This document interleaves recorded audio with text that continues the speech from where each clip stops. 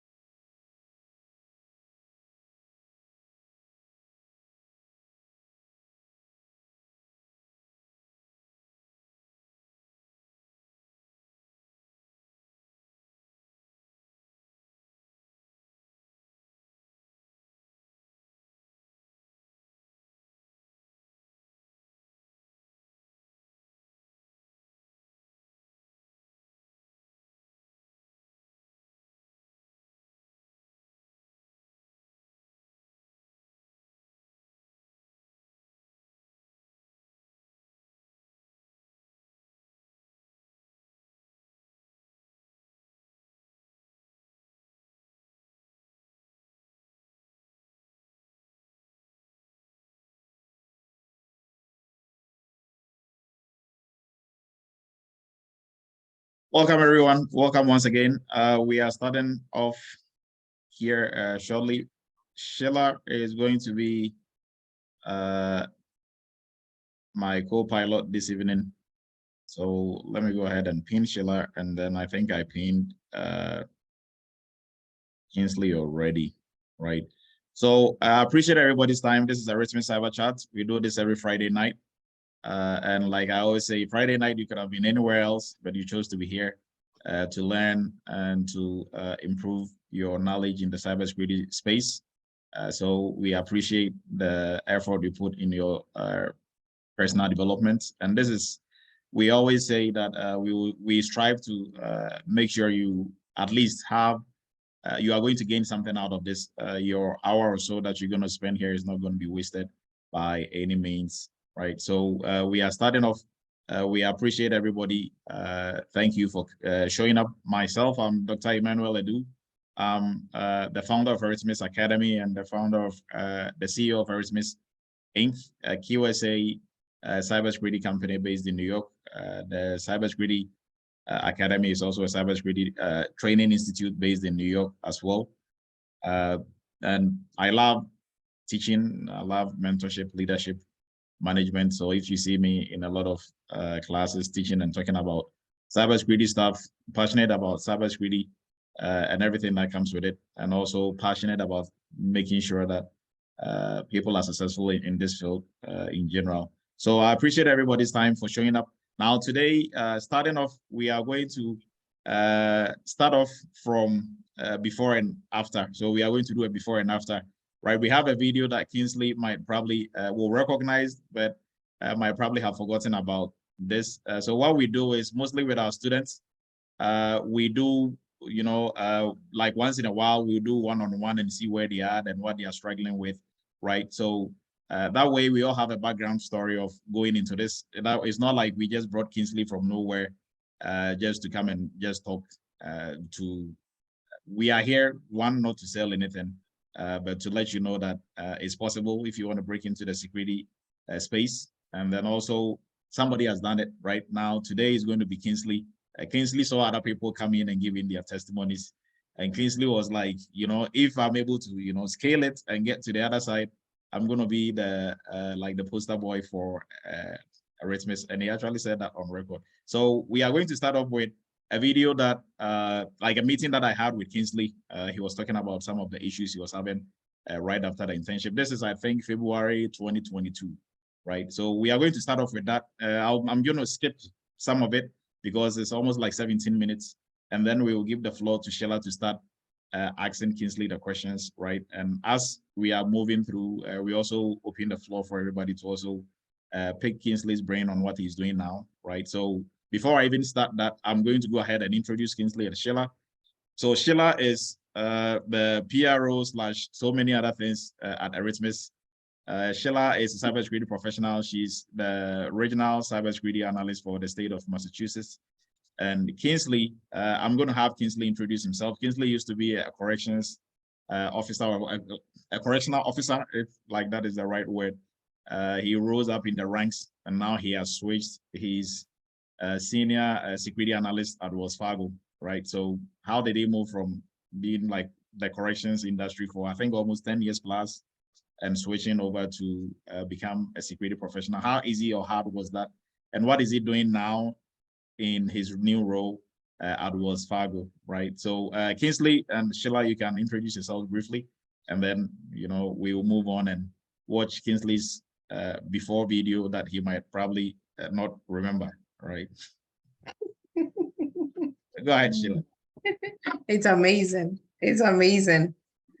Yes, I think Dr. D already introduced me. So I am the regional cybersecurity analyst for the Commonwealth of Massachusetts. I'm a lifetime student and a previous internship that we had, a formal student internship, and then I'm also still a current student, a lifetime student of Dr. Edu. So here we are. Kingsley, please go ahead. Enough about me. Today is about you. All right. Good evening, everybody. Good afternoon, good morning, wherever you're watching us from. Like Dr. Edu said, my name is Kingsley Longe. I currently work for Wells Fargo as a senior information security analyst. And coming from the law enforcement background as a correctional officer, who moved through the ranks, I promoted, became a sergeant, and then transferred from there into parole, became a parole officer before I switched finally into cybersecurity. So that's my background. All right, thank you, Kingsley. So we are going to go ahead and watch Kingsley's before video, right? I think I have it somewhere here. Just bring it up.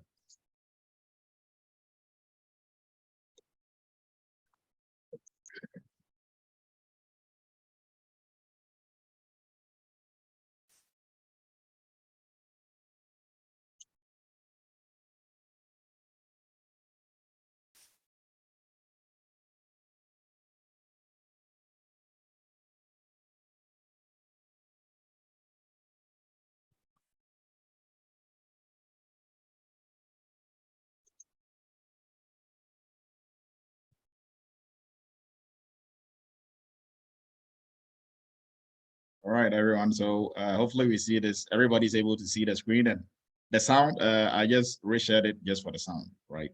So let's go ahead. Hi, Kingsley. How are you doing?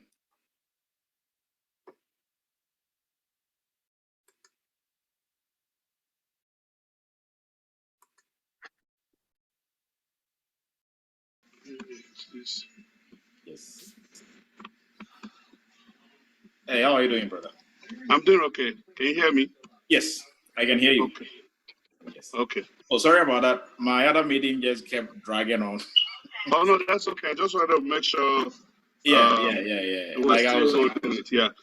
I'm tracking your meeting too. So, like, how have you been doing so far in the course and the internship? Like, how is it going?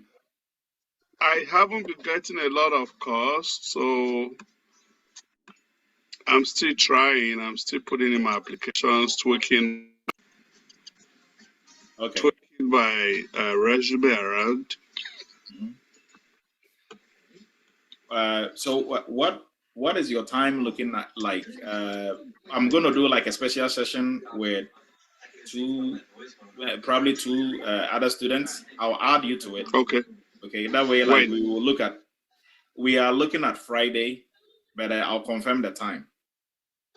Okay. if it's possible, let me know, and we will like record that as well. So if you wouldn't be able to make it, we will still give you the video. Okay, yeah, because I'm still juggling work and Yes, we got a lot of releases coming out from prison, so we're doing a lot of intakes. So that's why sometimes I'm like, I can be listening in, but I can't, really focus. participate. And, Yeah. I totally get it. So, like the jobs that you are applying for, mostly, can you give me like a little insight into it? Is it like jobs that require 10 years of experience, or jobs that? I'm basically looking around. I try to juggle it around entry level, 3-5 years experience. I'm just looking at everything. So I didn't want to tie myself down to one area, and then that would be a reason why I'm not getting calls. Okay. All right. So I think like when we do like that session, I'll redirect you guys and then repoint, because mostly, so like, were you getting calls previously, and now like the calls? No, I'm not getting calls. I put in my applications. All I get is, we're moving on with another candidate. Oh, okay. So like you're getting that a lot. Yes. Okay, and they are not pushing you to like interviews. Okay. No. So I think like that will just have to do with fine tuning like the resume, like tailoring it more. So we will discuss and do like a case study. So okay, we will share Zoom like this. We will go through like what they've listed. We'll look at your resume. Okay, what should you add to it? Yes, how do you tweak it? So I think when we do one or two, you're really gonna get it. And then when you see other ones, you know what to look for. And I think like, because mostly like when that happens, we just have to fine tune it. Because for them to even like maybe move you from one stage to the other, or even say, okay, we are moving on, it means you are doing something right. We just have to fine tune it. Okay. So if like you are not getting any hits at all, nobody is even calling you for. No, I'm getting a few ones saying they moved on with somebody else. Yes. So we just have to tweak it. And then when you do get the interview too, now we will try and, like, because I think with you, we've been doing audio. I've not really spoken to you one-on-one as to, okay, tell me about yourself. For you to say it, for me to say, no, let's take that out, let's add that. So we will do all that as well. Okay. We will do all that as well. So I think, all right. And so far, like, is the internship like helping you? Oh, like, yes, a lot, especially with hands-on, because I try to be at every meeting and contribute as much as I can. So I'm also learning from the other members in the class. Yes, it's helping me a lot. So it's making me more focused, knowing what area to concentrate on. So veering more towards the compliance and risk management area. Okay. I mean, yeah, like, it's helping a lot. Yes, that was like the intent, like to help like our students and give you guys like a bigger picture, and really let you know what is really going on, on the ground, and what is really like. Were you in last week's meeting, like when I showed like the proposal for like the contract that has to do with the? No, I was in the class. Oh, okay. So yes, I showed the class. I mean, I like to take you guys back behind the scenes. So like there's a contract that we are applying for. And in the contract is one government agency that we will use the cybersecurity framework, the NIST cybersecurity framework. We will do like an assessment on what they have, just like what you guys did. So like what you guys did in the internship, like at the beginning when you were doing like the like trying to gather information, find out their assets. Yes, and then doing the baseline and then using the cybersecurity framework. That is what this contract is about. So the company that will win it, that is what they are going to be doing. Okay, just like what we're doing. Just like so, like I showed it to the class for them to know that what you guys are doing is not BS. I think I saw it in the video. Yes, what you guys are doing is not BS. This is actual stuff. So if let's say right now I take like a Kingsley up as a cybersecurity analyst who is going to work on that project, guess what you're going to be doing? Same thing. And guess how long like that contract is for? 5 years. Oh, jeez. You know, so Yeah. if like the jobs you're applying for, Mm-hmm. that is where they get the jobs. So there are companies like us who have applied for these contracts and they won. Now they are looking for people to hire to do the job. So if you go to an interview and they're asking you about, oh, do you know how to apply the next cybersecurity framework? Oh, we did that last week. Yeah. So yeah, that is like the intent. And I just wanted to use that as a motivation for people to see, because sometimes people just think if you are not, you know, using Nexus or Nmap to scan something or do, then you are not doing cybersecurity. Yeah. That is like you going to the construction site and saying if you are not hitting something on the nail or you are not the one like painting, so driving you are not the working. tractor. Yes, you are not working. But the guy who is, you know, managing everybody, what do you think he's doing? It's like his heart is more important than the ones who are hitting the nail on the head, you know? True. Because like that is too easy. You can teach like a monkey to do that and they'll be able to do that. You can teach a monkey to think. To think and be able to lead people. Yes, to talk to people and see, okay, so Kingsley is not coming today. Who am I going to put there? Who is the best fit? You know, and how do I apply this? How do I apply like this framework? How do I put this structure in place? You know, so if you don't have like a better understanding of it, you know, you wouldn't really be able to be as efficient, even if you want to just hit nails the whole day. Yeah, you know, can't be that efficient. Yes. So I mean, we are giving you guys, you know, everything like the bigger picture for you to be able to, you know, function in any session in any area. So like one thing that. All right. So I think this kind of gives us some background into, you know, some of the struggles Kingsley was having when, you know, he started off and when we were almost done with the internship, I think. So now I'm going to leave the floor to Sheila, and Sheila can go through and ask Kingsley some of the questions that maybe most of us might have, and then we open the floor for everybody to also ask their question and pick Kingsley's brain. So everything is on the table. So how he, like his whole entire journey, right, and up to what he's doing now, what he's doing on a daily basis, to give us some really good insights. And for other folks who are already in security or those who are not in security, everybody is going to benefit from this and pick something from it. Right. So Sheila, the floor is yours. You can. Thank you. Thank you, boss. It's amazing, Kingsley. I applaud you. You were caught on camera though. Be careful next time. So this was recorded like back in 2022. I'll ask you more about that, how you were able to persevere, but let's start from here. So you already, I think we already have got an idea of why we are here.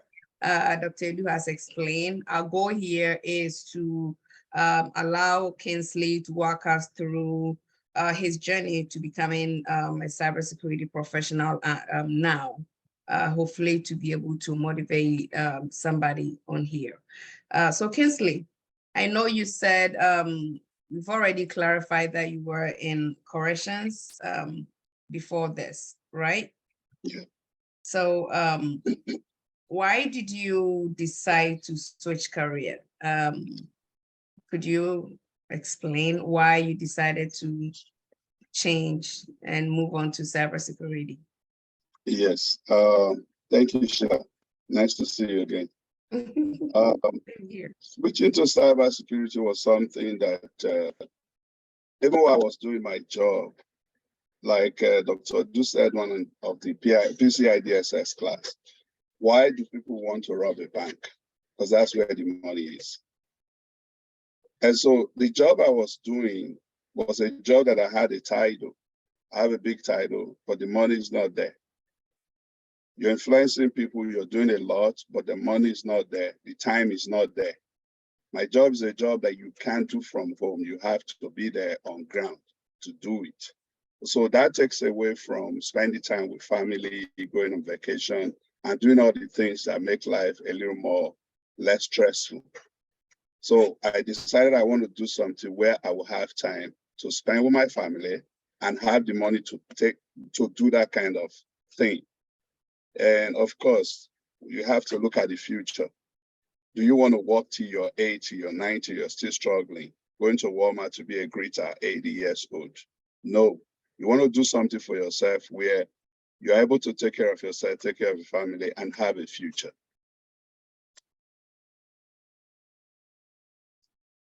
That's the best reason. That's that, and your family, I'm sure your family is very grateful, including them in the decision making. That is great.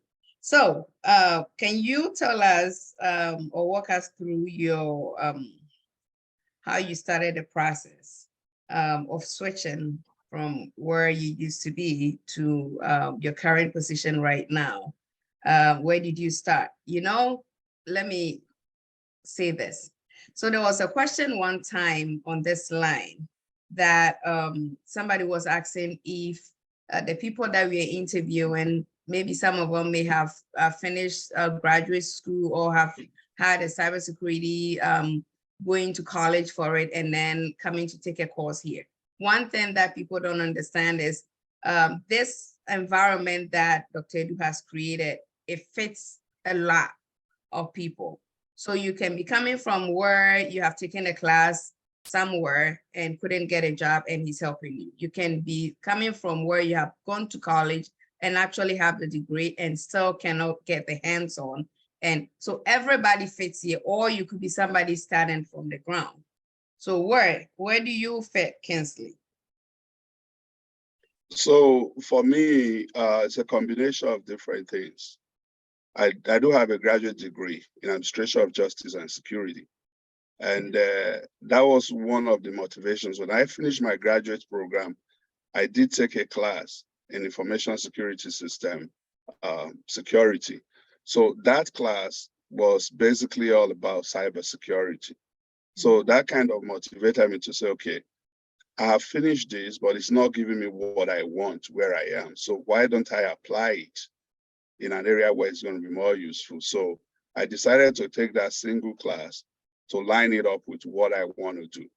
So I started doing, the first thing I did was to do a research, because prior to that class, my idea of cybersecurity was you have to be a computer guru. If you're not a computer guru, don't think about cybersecurity, which is the reason why I didn't even do my master's in cybersecurity. I thought I wasn't going to fit until I took that class. So it was there I find out that, okay, you don't really have to be a computer guru, just have an idea. Because you can't be basics, which is why a few people I've spoken to outside of this class, I tell them, go and take the entry-level course in cybersecurity with Eretmis. So you understand, you have an idea of what is going on. Is this something you want to do? So you will get out of that illusion that you have to be a computer guru to be in cybersecurity. Go take that class, have a basic understanding of cybersecurity, and then you decide for yourself if you want to do it or not. So once I took that class and understood it, I like, okay, I'm ready for this. So, and then find out about the internship. If you ask Dr. Adu, will tell you, I was on his neck every day. When are we starting the internship? When are we doing this? And as soon as I find out, I signed up for that class. Great, great. That's interesting. It's interesting that the class that you just end up taking is the one that actually directed you here. So it's interesting. There's so many cybersecurity programs out there. Like I said, at college or wherever you will find it. But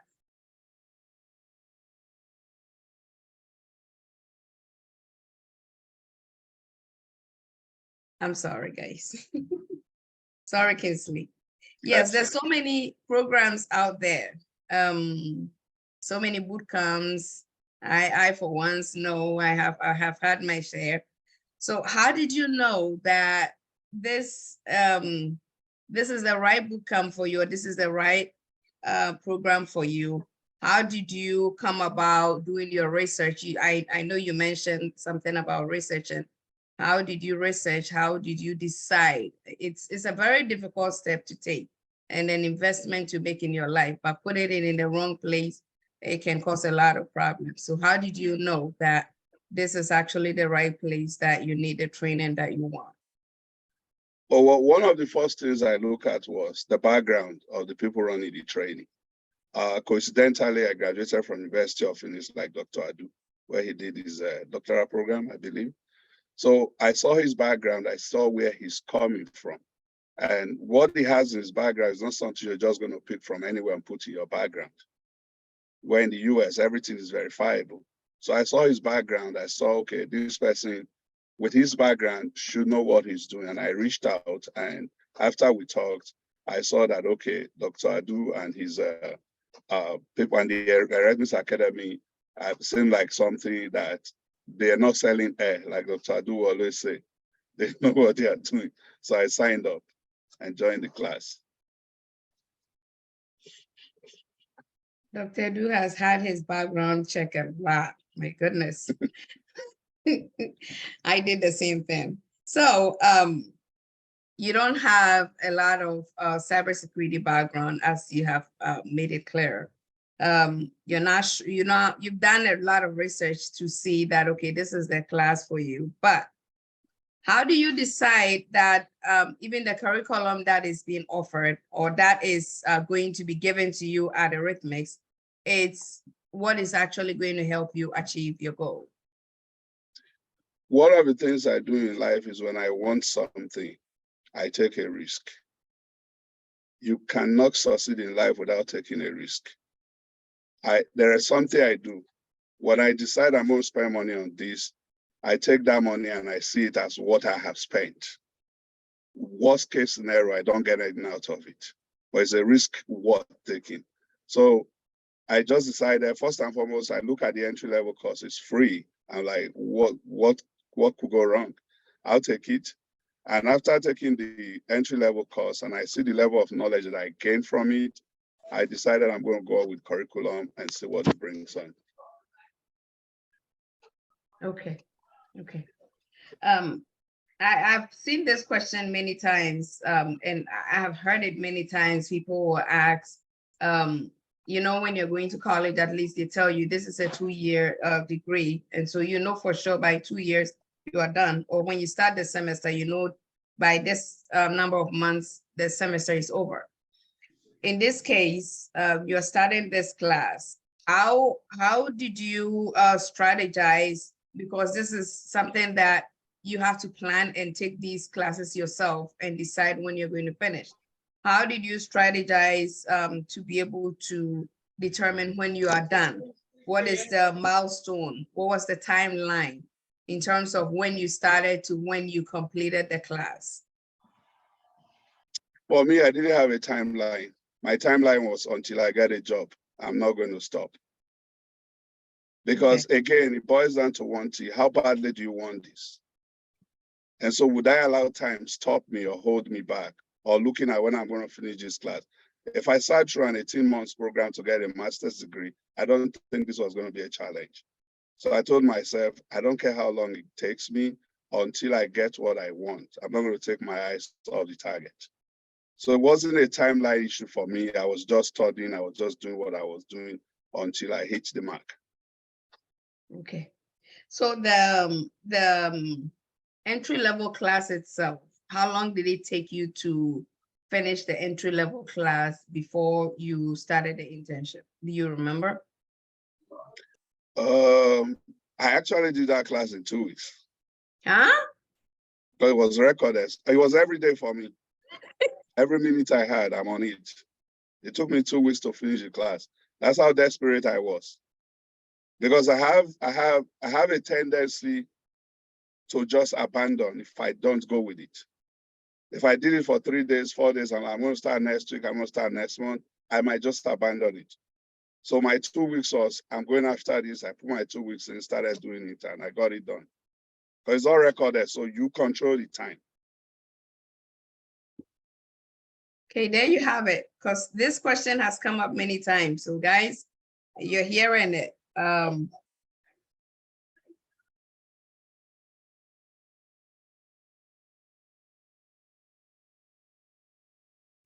It can be done, I'm sorry. It can be done in 2 weeks, as Kinsley is saying.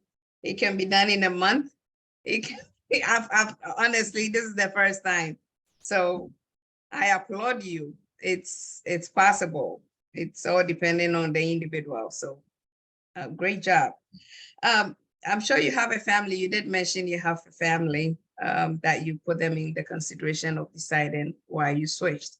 So how did you combine these 2 weeks that you took the class? You didn't quit your job, did you?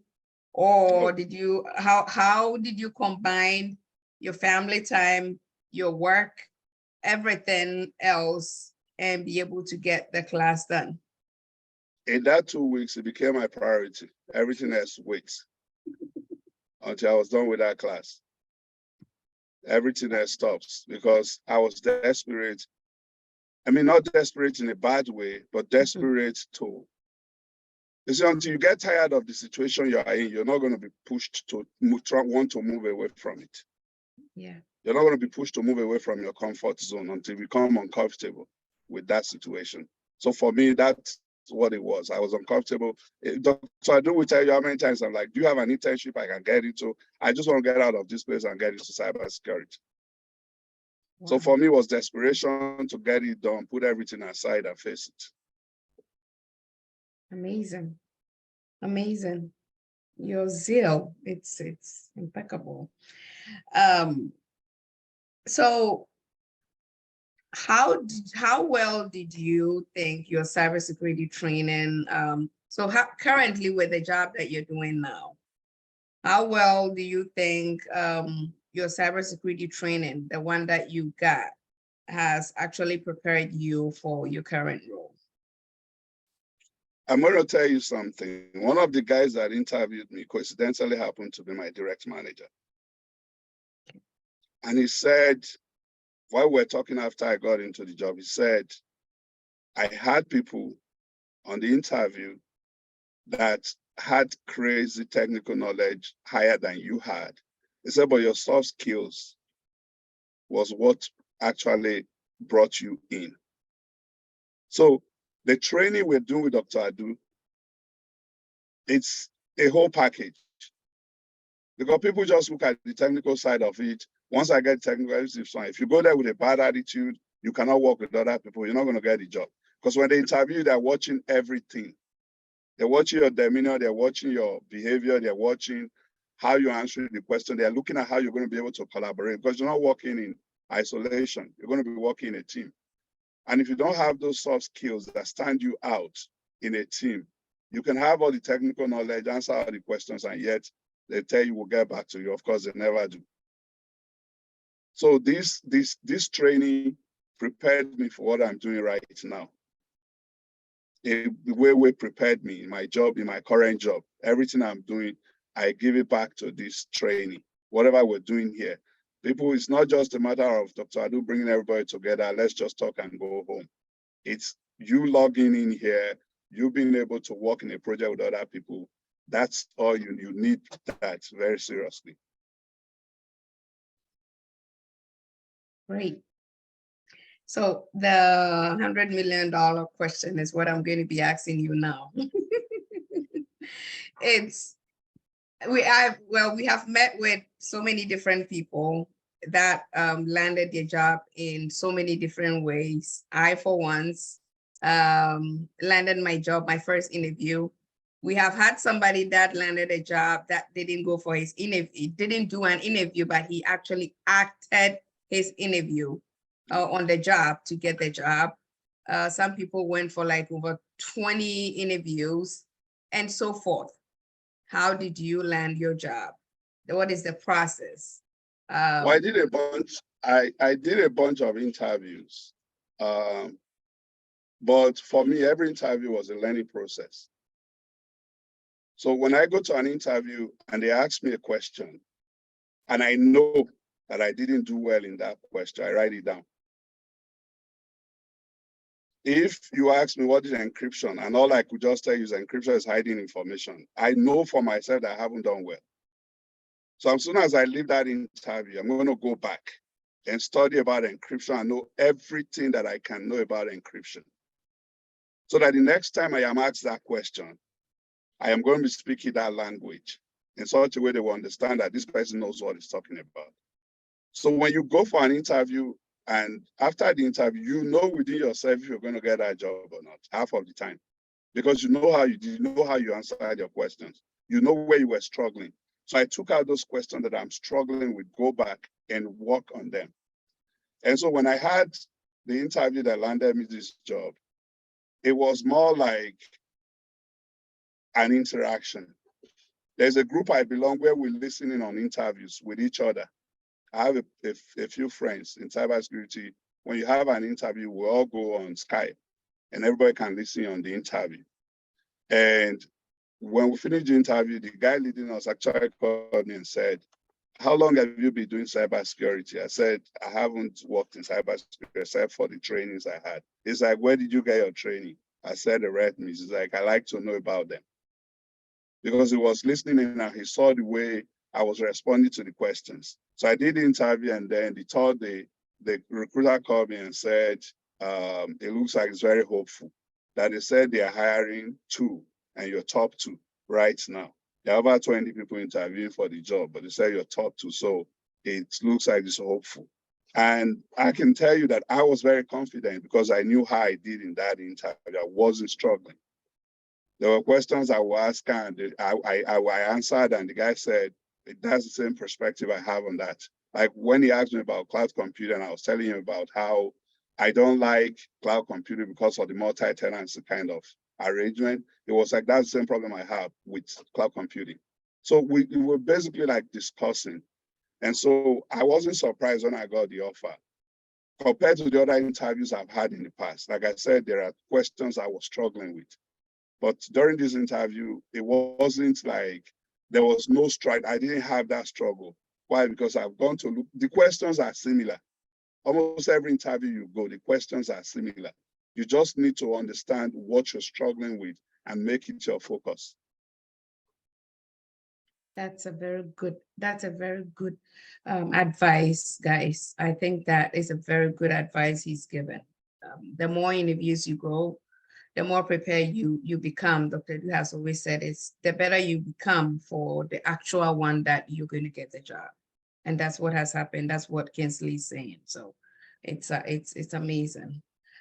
Kinsley, this question.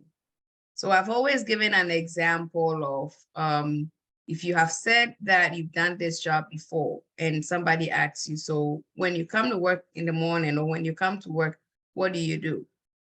An example is if you say you are a nurse, you have been a nurse before, and they ask you, so when you come to the hospital or a nursing home, assisted living or whatever, when you come in, what do you do? And then you say, oh, I just go and pick up the mop and I'll start to mop the office and I'll gather the books and all that. Everybody will know that you are BS and you have no idea what you're talking about. So what do you do? Can you walk us through your day as a cybersecurity analyst currently? What do you do? How do you start your day? Yeah, so the first thing I do when I get is to look at my calendar and see what meetings we have.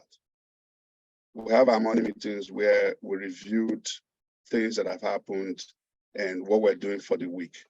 So my job right now is not like a generalist job. I have my apps that I work on, and I work at my own pace.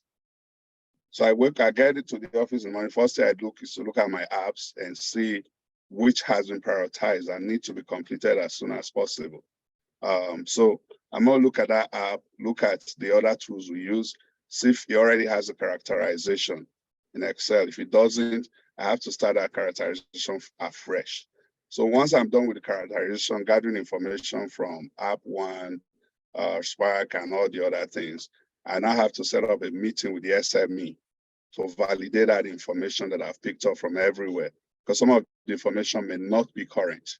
So I set up that meeting, and once that meeting is done, I would, save that Excel, and then go load it into IBM Open Pages, which is the current information security evaluation tool we're using. So my day is not a typical day. Aside the meetings, You walk at your own pace. So all my apps, the one I have currently now ends on June 30th, because it's the second quarter. So that's all they want to, as long as you deliver before the end of the quarter, you walk at your own pace. Okay. Very interesting. You did mention soft skills when you were talking about when you were going through your interviews.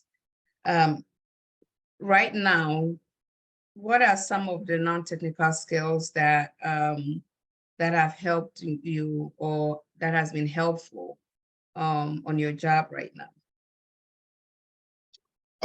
One of them, I'll say, is collaboration. Okay. Because your collaboration and your communication skills are very, very key. These SMEs that I talk about don't work for me. They don't work for my department. But I have to find a way to be able to relate with them so that we're on the same page. So it's very, very key how you talk to them, how you reach out to them. If you're going to reach out like you're instructing them, you're probably not going to get anything from them. But hey, exchange pleasantries, hey, we're doing this, we're trying to move this from here to here. And you're listed as the technical manager for this app. So I'm gonna need your input to do this. When are you available? I give them the opportunity to give me the time. Because I could set up the meeting and just put time, but I don't control their time. They have their own time. So I try to be nice about it to ask when they're available. And when you put it out like that, they feel like, okay, this person has respect for me. He's asking me to set the time. So we set the time and we get it. So communication, your collaboration skills, you're being able to work with other people, understanding the diversity. In times, I have people in India, I have to be respectful of their time because there's so much time difference. So all of that comes into play when it comes to doing the job. Okay. So you need to be considerate of your coworkers and all that. That's very true. And it cuts across too. So before we started the interview, you were explaining why you decided to shift your family, the money, and whatnot. There's a few lists that you gave. So here you are now. Have you achieved that goal? Have you gotten to where you want to be? Are you satisfied? Did you meet all these things that you list that you are hoping to switch to be able to get this? And did you? Yes, of course, not all of them. Satisfaction is relative. But starting with the timing, started with spending more time with family, talking about money. Yes, I'm already on the track of what I set for myself. So in terms of what I was doing versus what I'm doing right now, I'm satisfied. But the big thing for me is the job satisfaction. When you're going to work and you're not happy, when it's getting to time for you to go to work, you're like, oh God, do I have to go? Then there's a problem. But when you're going to work and you're excited, looking forward to what the day is going to bring, then I can look at that and say, yes, I'm satisfied. So I'm happy where I am right now. Of course, it's going to get better, but I'm satisfied where I am right now. Good, good. And how's the money? As compared to any job that is 6 figures is a good money. Awesome. That's it. That sums it up. Yeah. Okay. I have a question for you. One extra question. So when Dr. Du caught you on camera, it was back in February. And at that time, you had even started applying. And from that up till now, before you actually landed this job, how were you able to persevere? I hear a lot of people, you put your application in, you get, no, we are not going to give you the job, you're moving on to somebody. It kind of sometimes kill your enthusiasm and your zeal. So how were you able to withstand this and keep pushing and pushing and pushing until you actually landed it now? I think I would like to know. If I check my email, I do not have a single of those responses. Once the response comes, I delete it because I don't want to look at it and let it be a setback to me. Okay. I delete it and I move on. Of course, I'm not expecting to get a job from every interview. But once I get that response, or even from an interview or we're moving with somebody else, I just delete it. And as I'm deleting from my email, I'm deleting from my mind because I have a target. So I'm not going to let anything hold me back. When I look at that email, I'm like, oh God, I'm never going to get a job. No, it's just one opportunity that passed. Another one is in front of me. I look forward to the next one. But I learned a lesson from it. What could possibly be wrong? Why are they moving on to somebody else? What is not in my resume? What am I doing wrong? And that's the lesson I want to learn quickly. If these people are saying we're moving on to somebody else, what did this person do differently that I have to do? And so I start to question myself. I start to look back at myself, look at my resume. If it's an interview, I look at how I responded at that interview. There was one that actually came and I was talking to a recruiter and the guy said one of the things they didn't like was that I did the interview from my car. And I'm going to tell you why. I set a time with them. I left the office very early and got stuck in traffic on the freeway. And I said, no, I'm not going to give excuses. Trying to be the nice person, not to give excuses, not to be a reason why I'm not getting a job. I said, I'm going to do it in my car. And that pissed them off. But again, it depends on individuals. And I said, well, I think that's not my job. That's why. Yeah. Because it doesn't matter where I did the interview. I did it in my car. But I gave you what you wanted. So why should that be a reason? But again, that's up to them.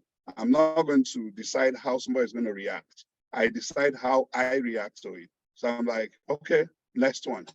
So you got to be psychologically prepared for the things they're going to throw at you.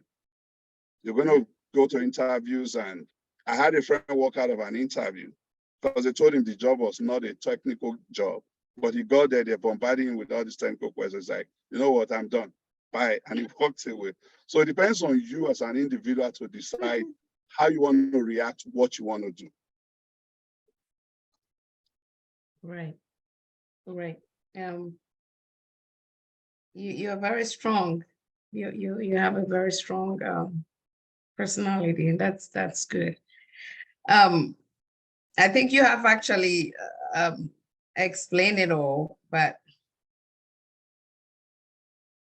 any last words, any advice, any form of encouragement? Like Dr. Edu said, it's Friday. People can be anywhere else, but they came here to listen to you and to get something out of this. So advise the people. Again, one of the things I'm going to say, excuse me, and I told Dr. Adu this, is about certifications. Somebody had actually asked in the chat.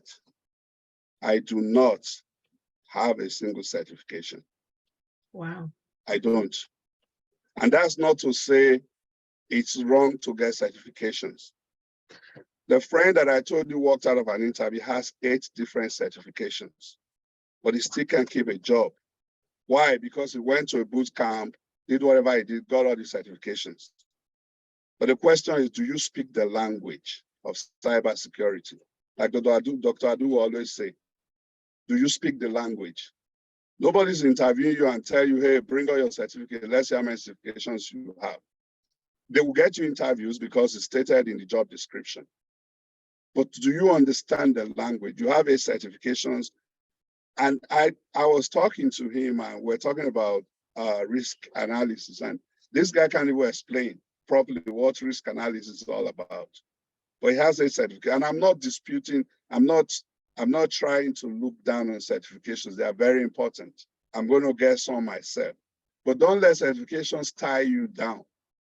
But like Dr. Adu always said, there are people out there selling air. And they tell you once you have this certification, you'll get a job the next day. Certification is not the job. It is the internship we did is the background of whatever I'm doing today. As soon as we're done with that internship, it laid the foundation for me for me to say, okay, I don't think there's anything different these guys are doing that I can't do. I just need to develop myself. And whatever Dr. Adu is teaching us here, add to it. Don't sit there and say, okay, Dr. Adu just gave us this, oh yeah, I'm going to find a job next day. Go out and study. There was a time that I'm going to work every morning. I'm playing YouTube videos on my car, going to work, listening to interviews, listening to advice. And I'm very selective on who I listen to. There's a lot of garbage out there on air that they would tell you this, tell you that. Once you take this certification, you're done. You're going to get a job the next day. We have 97% chances of pass. Of course, you're going to pass. They're making money. That's what they want to tell you. But it's not a bad thing to have certifications. And then when you write your resume, don't put things in your resume that you cannot defend. Because when you go to the interview, half of the time they question you from your resume. You said you've done all of this great stuff, but they're asking you or moping. They're going to look at you twice like, does this guy even know what he's talking about? But whatever you put in your resume, make sure you understand. If you don't understand, go and read it and have an understanding for you to be able to get what you want. Technical things to put there, make sure you go back and look at them. If you say you're the one installing firewalls in the whole of US, make sure you can when the chips are down, because they're going to ask you. So once you get all of that fixed, keep tweaking your resume until you start getting interviews. Like again, Dr. Adu said, I had to start picking things from job description to put in my resume. But whatever I put there, I'm making sure that it's something I can defend. I'm not just going to say I'm a GROC specialist, but I can't even explain what GROC is. Because if they ask me, then I'm going to be looking at them like a moron. But I have it in my resume that I'm a GROC specialist. So all of those things, make sure whatever you put in your resume aligns with your level of knowledge. Of course, no one expects you to have the whole knowledge. Cybersecurity is very wide. It's huge. So no one expects you to have all the knowledge, but at least have a basic understanding of each area. You cannot succeed in cybersecurity without knowing anything about networking. There's no two ways about it. Everything we're doing in cybersecurity boils down to networking. If you don't have, at least you're not expected to be a network specialist, but at least have a basic understanding. So when somebody asks you about network, you know. Somebody asks you where to put your firewall in an outside-facing network, where are you going to put it? Or inside, where are you going to put it? You should be able to explain it. You, of course, they're not expecting you to be the one that is going to install the firewalls and do all of that. A simple network diagram, you can't explain it. That's cybersecurity. That's what we're talking about. So whatever you put in your resume, make sure you understand it and read, and read. Study, keep studying. Don't just sit down and say, whatever Dr. Adu has given us, that's how I'm going to get a job. Keep developing yourself until you hit that mark.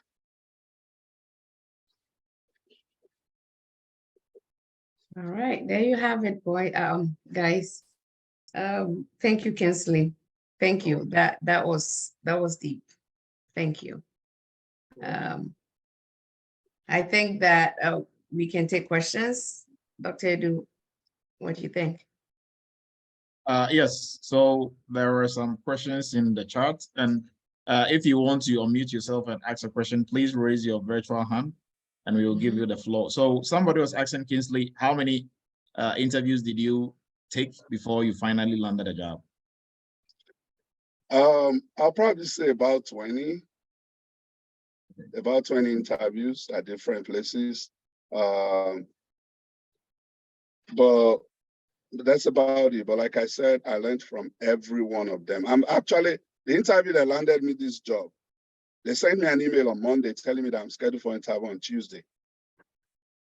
In all honesty, I was going to turn it down because I'm like, I'm not even you're telling me on Monday that I have interview on Tuesday. But my motivation is what could go wrong? Worst case scenario, I do the interview and I don't get the job. Right. So I called the guy back immediately. I said, yeah, I set it up. It's fine. It's like, it's going to be at 2 p.m. I just set it up. What could go wrong? I do the interview, I don't get the job. But it's a learning point for me. So it's how prepared you are for that interview. How, like I said, keep developing yourself outside of this class, outside of the internship, outside of everything. Whatever we're learning here is a foundation. Dr. Adu built, because think about how many people Dr. Adu have to teach. How many of us come into this class? You're not going to get 100% of everything, but whatever you get here, let it form the foundation of you starting and adding on it. Whatever knowledge you can get, it's not out of place. All right, thank you, Kingsley. And I think also, okay, Abu was asking if you took the PCI DSS. So Kingsley took the entry-level course and he did the internship. And, that is how he got prepped for, and plus, you don't have to sleep on that. You have to continuously be learning and improving yourselves. But my question to you, Kingsley, is, before we started, for folks who came in a bit late, I was playing a video, where we had one-on-one session with Kingsley discussing the job placement process. He was applying for jobs, not getting response and stuff like that. And we're talking about tweaking your resume. And so can you walk us through, because in this process, it's kind of an up and down battle, right? Like you are going to go up with a lot of, with a lot of recruiters reaching back to you, you're trying to do interviews, and then sometimes it'll just go off, right? It's like they just turned everything off. You don't hear from anybody. You apply for jobs with the same resume and it's not working. How do you battle that? How did you go about your tweaking or switching up, or spicing up your resume to make it really, catch the attention of recruiters? Yeah, one of the things I did was looking at different job descriptions. Because I remember Dr. Adu mentioned that, of course, now no recruiter sits there and is scanning through your resume by hand. They just run it through a system, and if it's not picked, it's not picked. So what I did was to start, and most of them picked those job descriptions to put in there. So I picked from those job descriptions to put on my resume. And of course, you don't want to put a million things on your resume. So I picked a few ones from here, from there, and matched them up and put them in my resume.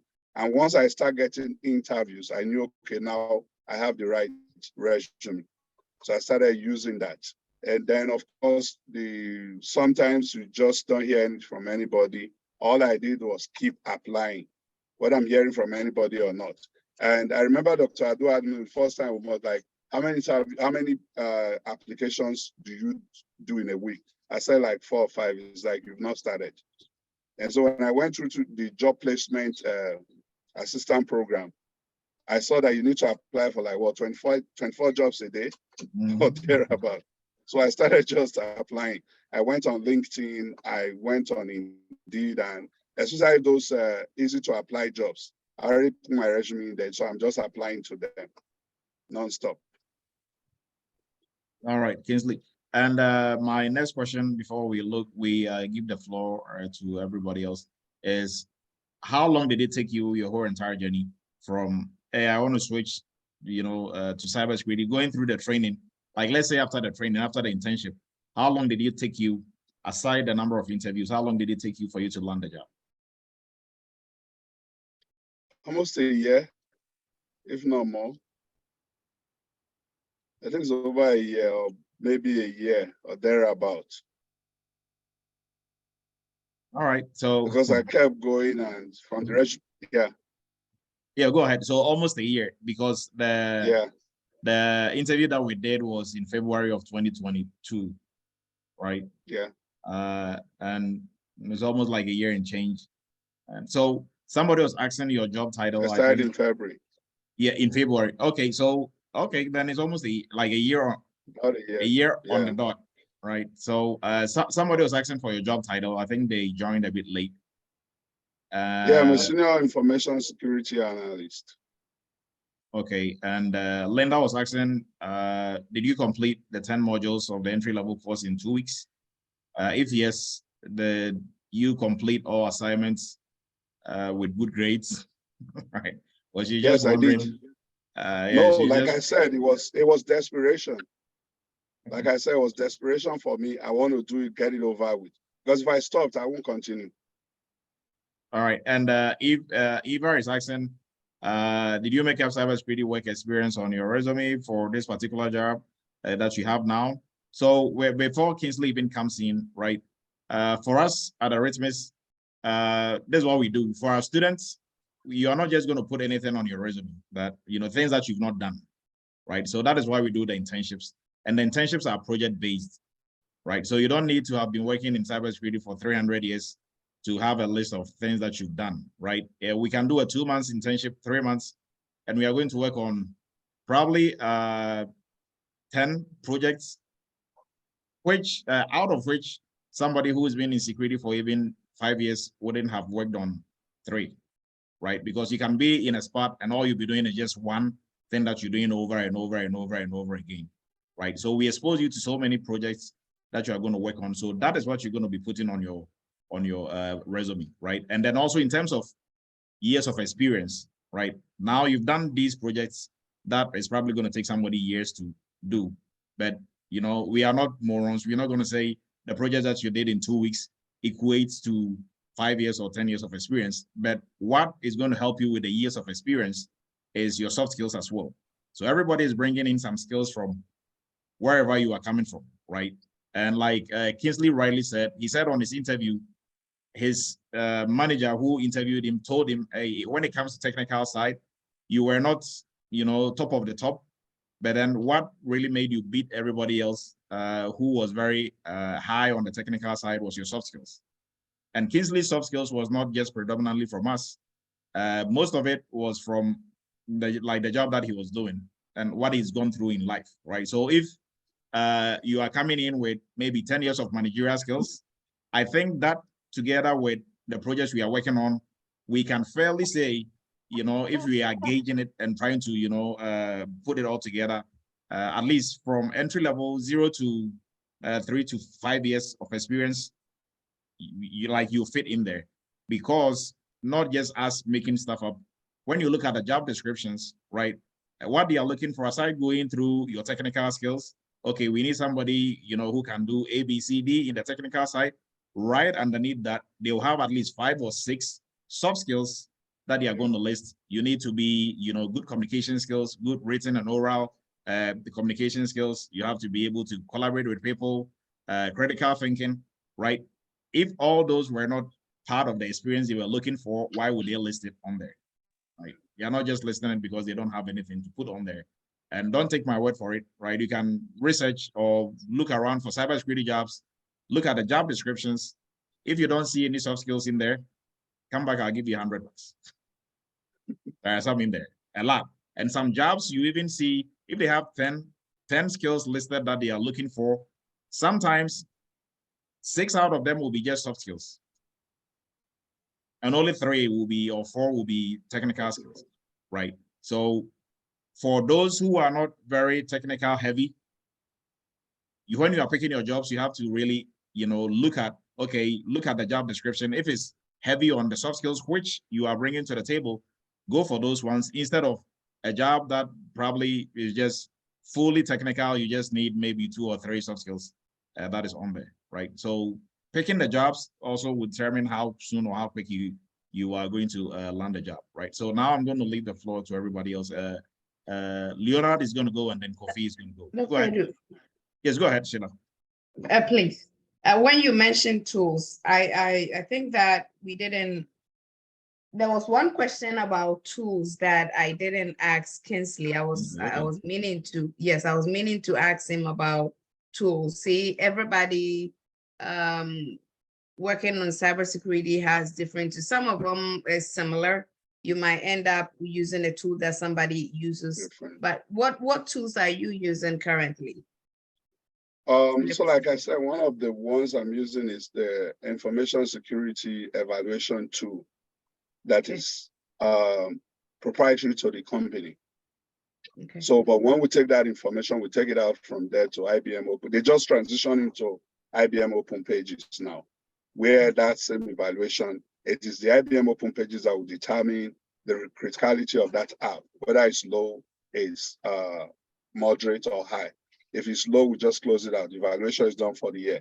If it's moderate, now we have to go through a set of 150 questions with the SME. to be able to determine, because it could appear high on Spark, where I'm coming from, but in open pages is a low, or it might even go higher than a moderate when we're done with those 150 set of questions. So IBM Open Pages is the primary tool right now that we're using, but they were using Spark for their evaluation before I came in. They're transitioning from that because they're closing it after 15 years. But there are other tools like if you want to raise a ticket, you go to ServiceNow. We have Trims. So there are a whole lot of other tools that they have. Some of them are proprietary to the company, some they're getting from outside. Okay, thank you. Sorry. We use Active Directory to log in. If you're going to log into the system, you have to use Active Directory for you to be able to get into the system. You do use Excel? Of course, Excel is normal. That's where I do my characterization. Every characterization you do in Excel. Yeah, of course, we use Excel. Okay. And some you have to use, if you're going to do a PowerPoint presentation, or of course, Word is everybody that has to use it. You have to be able to. So yeah, those are just, I'm not even mentioning those Microsoft tools like Excel, Word, PowerPoint. Those are not just normal for everyday operations. Right, right. Thank you.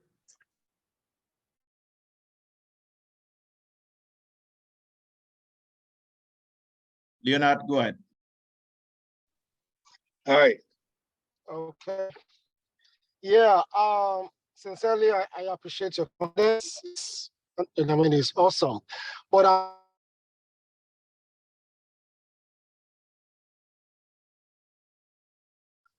opening. So at what point in time did your confidence level, increase? I did another boot camp. In Salesforce administration. So I have done a lot, but when I look at my background from law enforcement, and the fact that I worked in correction, I just opposed the positions. I looked at, okay, in corrections or cybersecurity, there's what we call defense in depth, which is using different layers of protection. And if you compare that to the prison, that's exactly what it is. But now you're doing it on air. At the prison, there are different layers of protection depending on the custody level, which talks about the infrastructure. We talk about the assets, the kind of asset you're protecting in prison. The custody level determines the level of protection you're going to put in each unit. There are units where it's just one gate, just open the gate, the offenders can go out and they're gone. There's another level where there are two gates, they pass this gate, they meet the next one. There's another level where they're inside their cell, there is a fence they have to cross after they come out of the cell, and there's another fence, and then they go out to the complex where you have microwaves and everything. So I looked at it, I said, okay, this experience I have from here, I can actually transfer it into cybersecurity. It's just that what I'm doing on physical security, I'm going to transfer it to the air. So the concept is the same. So that was why I actually said, okay, after taking class in Salesforce, taking class in data analytics, I'm like, this is not me. It's not working. I have to go back to what I'm familiar with, which is security.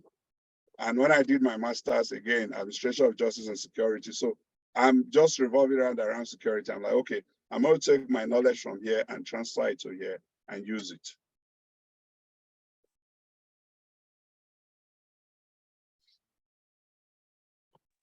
Okay. Yeah, thank you. You're welcome. Thank you. All right, Kofi, go ahead. Good evening, Kingsley. How are you? I'm doing well, Joy. How are you doing? Fine. So I'll just share a little story before I ask my question. It was very funny that when I saw Kingsley posted his new job on LinkedIn, I called him to congratulate him. And then in the process of us talking, I have 98% made up my mind to attend Eretmis Academy already. So then he mentioned where he did his program. I said, but I'm already almost trying to register there, So I just want to share that. But Kingsley, my question is centered around what Sheila asked you about balancing your life with your work life with family. You said when you were taking the program, you were 100%. You put it forward and you abandon everything else. Didn't you get pushback from the family that there's no time from you and everything you are doing, you're just focusing here, you know, and with this type of work, we need to balance our work life. How can you expatiate on that? Yeah, so what I said was I abandoned everything for that 2 weeks that I was doing the entry-level course. But of course, while I was doing the internship and all of that, I was still able to, of course, create time for the family. It's not a 24-hour thing. We're doing the internship twice a week, and they had to hold our meetings for our project and all of that. And I was working at the same time. But like I said, it boils down to one thing. How badly do you want this? You're sacrificing today for the family tomorrow to enjoy. That's the way I look at life.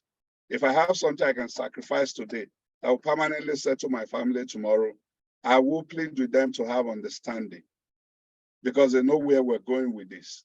They see the struggle, they see where we are, they see how things are going.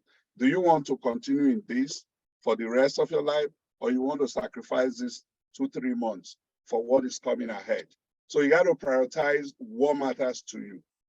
And of course, you have to get the buy-in of the family. I'm not just going to throw them in the dark and say, well, I don't care about you guys right now, I'm doing this. No, you have to still get a buy-in. We still created time, we still went out, still did our thing. But that was my priority, to move from that position to this position. All right, thank you. You're welcome. Great question, Kofi. Great question. So, Sheila, I think there were some questions in the chat. If you can help me out with that. I might just dumped all of it, like all of those questions. So if you could do me the honor. Okay, yes. All right.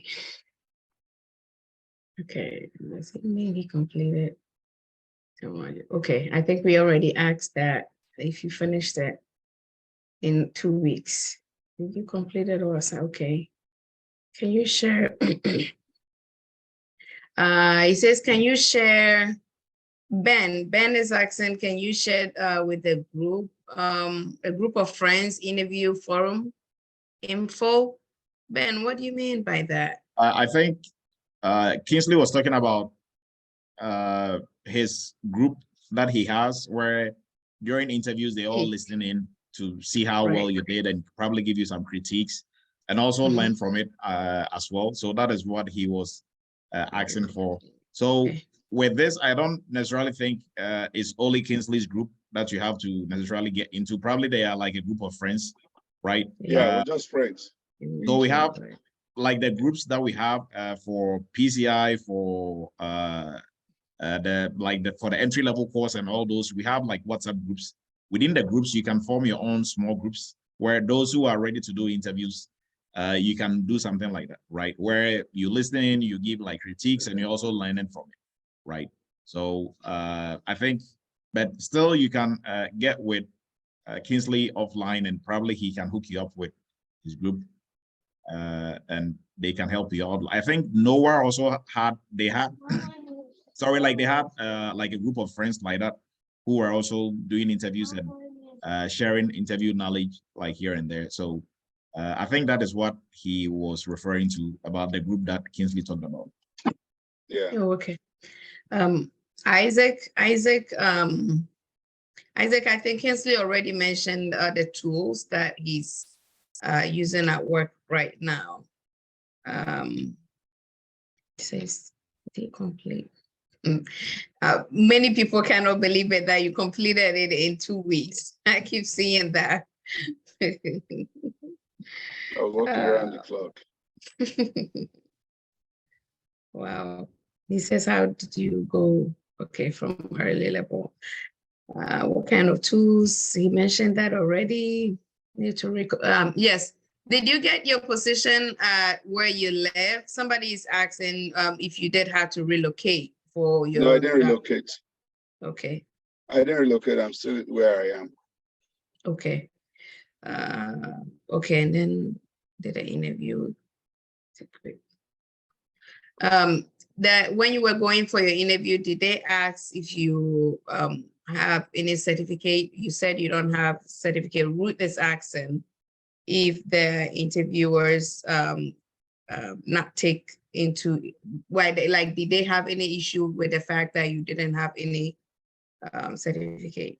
Nope, they didn't even talk about it. They already saw my resume, and I didn't put my resume that I have a certificate, so it didn't come on. It wasn't a question. I think you will have to repeat the tools again. That question is coming up. A few people didn't get the tools that you said you use. If you can do us a favor and repeat them again, please. So like I said, the primary tool we're using right now is the IBM Open Pages, which we're transitioning into from Spark. They used to have Spark. They were using Spark for their information security evaluation tool. But now they're transitioning that to IBM Open Pages. But in the course of the job, I'll pick information from Spark. I pick information from App One. I pick information from yeah, those are basically where I pick my information. App One, Spark, and then transition that, move that into Open Pages. Of course, like I said, Excel, PowerPoint, Word, those are regular things that you use on a daily basis. Okay, thank you. All right, I think that's all that I. Okay, so I think Leonard. I have one question for Kingsley. And then somebody asked, how did you go from early level to senior security analyst? That was the job I applied for. That was what they gave me. I guess they saw my soft skills. They see where I'm coming from, and they look at my resume. Because like I reached out to Dr. Adu when I was applying, and Dr. Adu said, we can use the experience from Eretmis as part of your job. And I did put that in my resume. So they saw it, I applied for it, they gave me the job. I'm happy. All right, so sorry, Sheila. So Kingsley, what I'm going to add to that is what most people don't get is in security, the higher you move up, they are looking more for soft skills than technical skills, right? So if you see somebody, he's a CISO, Chief Information Security Officer, it doesn't mean like he's a guy who can hack into everybody's system. He's a guy who knows how to manage and lead people, right? But you still have to have a good working knowledge of security, right? So don't be surprised if you have a very good foundation and you are coming in with a lot of soft skills, managerial leadership skills, and you are able to land a senior role, or you're able to land like a high mid-level role, right? Because at that point, it's kind of like almost 60–70% of your soft skills than your technical skills, right? Mostly where the technical skills is heavy is at the implementer level, like is at the lower mid-level or entry-level like positions. And even that, it depends on the role, right? So don't get too surprised if you just go into cybersecurity and you're able to hit a senior security analyst or something like that. You are coming in with a lot of soft skills. So if you know how to leverage the soft skills that you are bringing to the table, obviously you'll be able to hit those ranks as well. So Leonard, I think you had a question. Go ahead, and then we'll give Adrian and then Andy the floor. Yeah, thanks. You just answered my question. I was about asking the same question. I mean, did you get a job as a senior security analyst, or you were promoted, from the ranks? But you gave a very you gave a very good response. Thanks a lot. Thanks. You're welcome. Adrian, go ahead.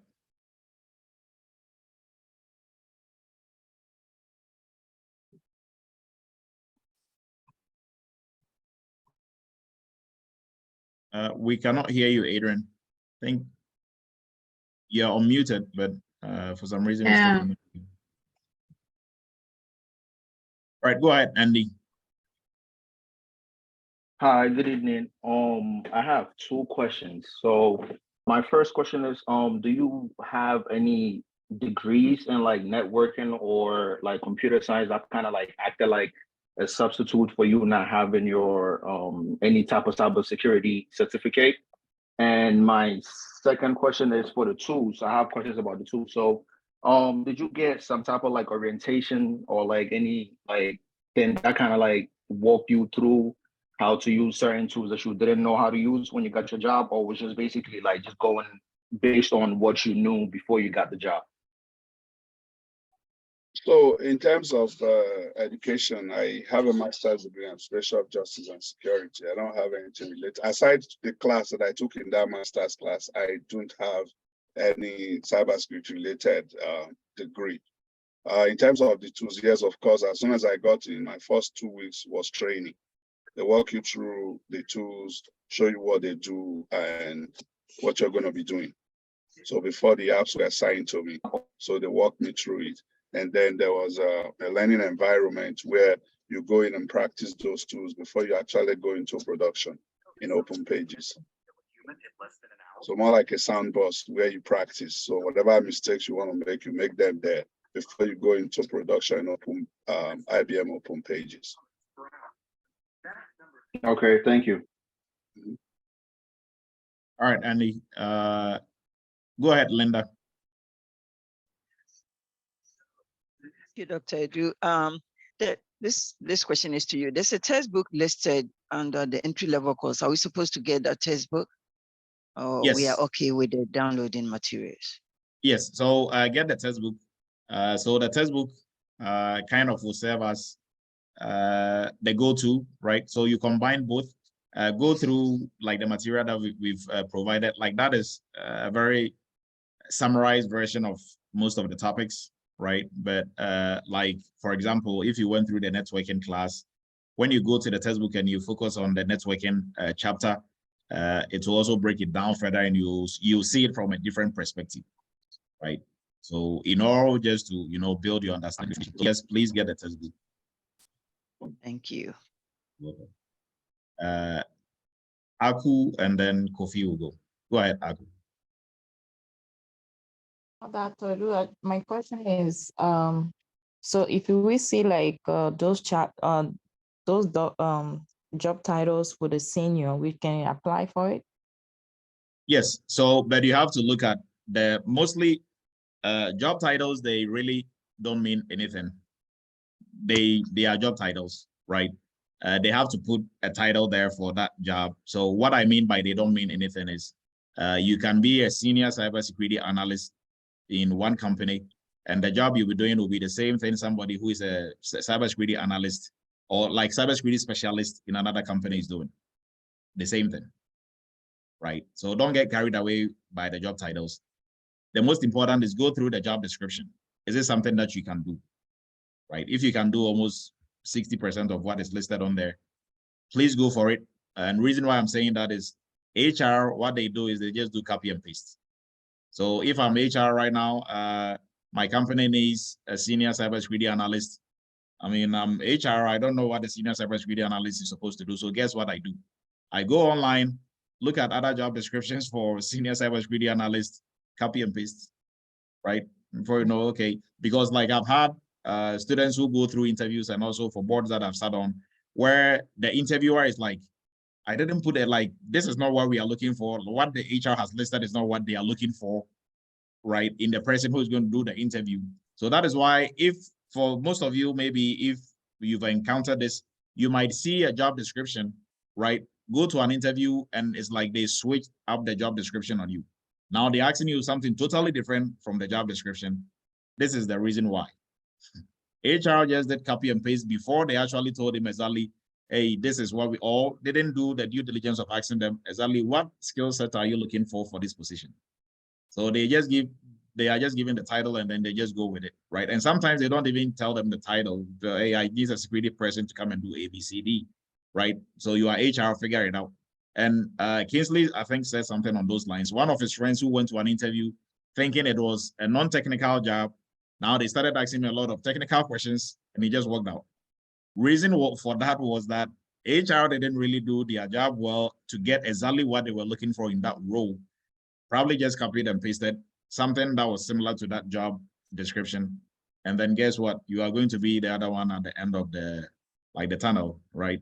Receiving the fire on that side. So if you go in such interviews and you are not well prepared, now you are thrown off guard. And two, there will be some jobs that will be very technical. So you are going in with all guns blazing for technical side, and they will be asking you questions like, okay, so Kingsley, you are like, if you are part of a team and somebody is not, pulling their weight in the team, what are you going to do about it?